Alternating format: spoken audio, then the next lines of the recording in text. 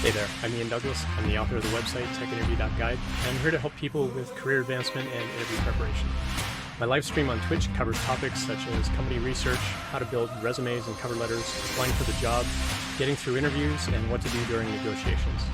I've coached thousands and thousands of people over the years to get jobs at the biggest tech companies in the industry, and I'm here to help you too.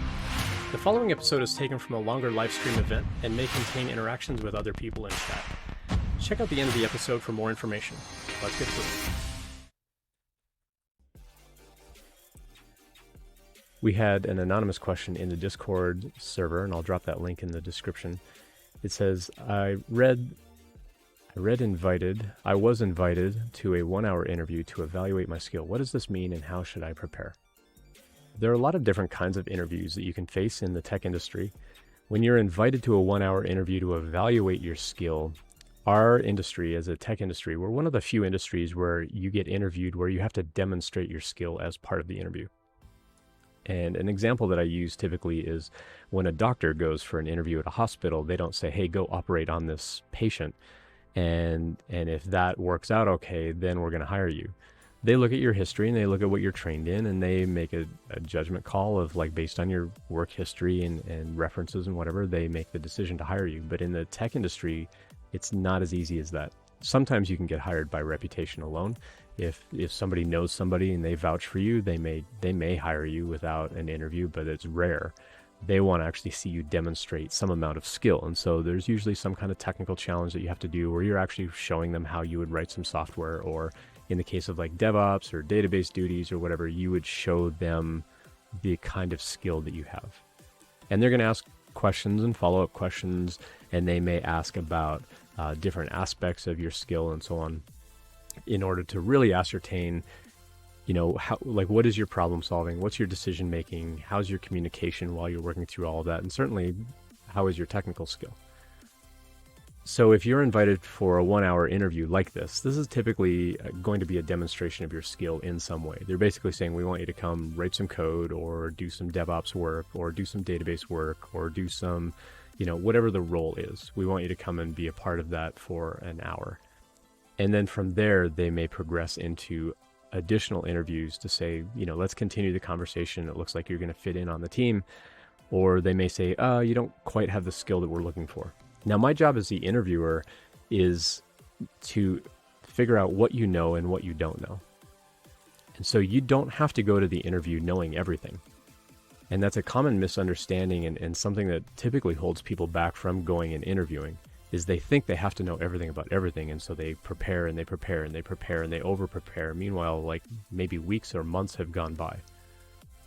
And I want to be clear, you don't have to put that much preparation into most of these kinds of interviews. Now, if you're going for like the elite jobs, then yes, you do need to be extremely well prepared. But for most jobs, you don't have to prepare that much. You do need to be prepared, but there's usually not as much preparation into like startup jobs, small, medium-sized companies, even some large-sized companies.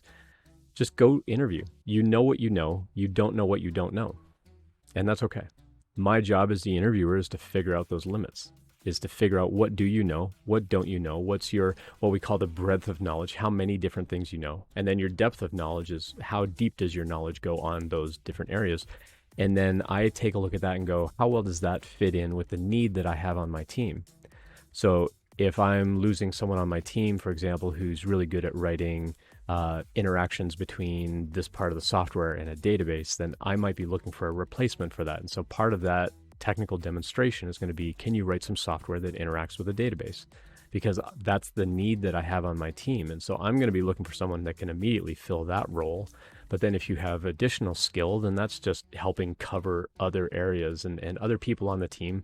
So that I always want to make sure that there's a little bit of overlap of skill.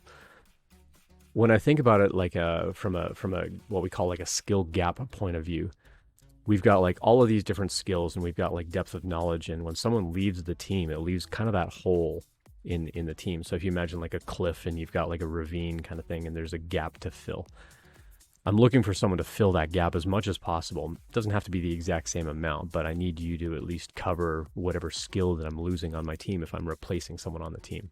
Or if I'm adding someone to the team, I've typically got something in mind of like, I'm looking for someone that can do a little bit of this and a little bit of this to help kind of cover, maybe some areas where my team isn't strong.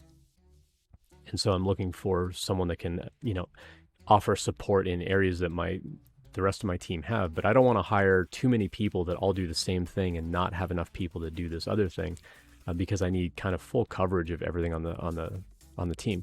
So if I were to use an analogy like a car mechanic shop, if I only hire people that know how to do transmissions, and someone comes in and says my air conditioner is broken, if I don't have somebody on my team that can do air conditioning, I've got to like contract that out, or I just can't work on their car and now I lose money.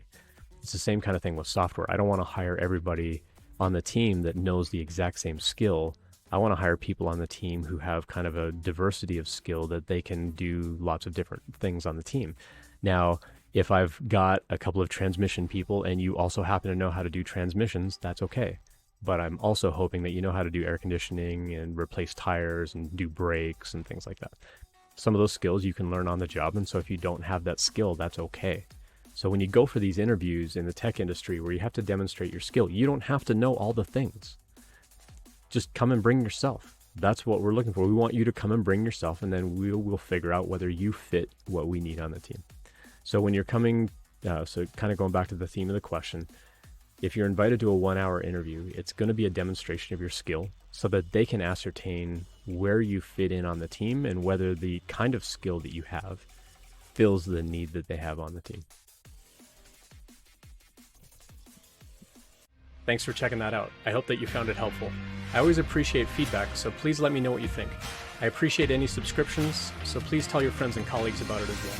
Check out the website techinterview.guide for more information about when I'm live streaming and all of my free content. Drop by a live stream anytime to ask questions or message me privately, whatever makes you most comfortable. See you next time.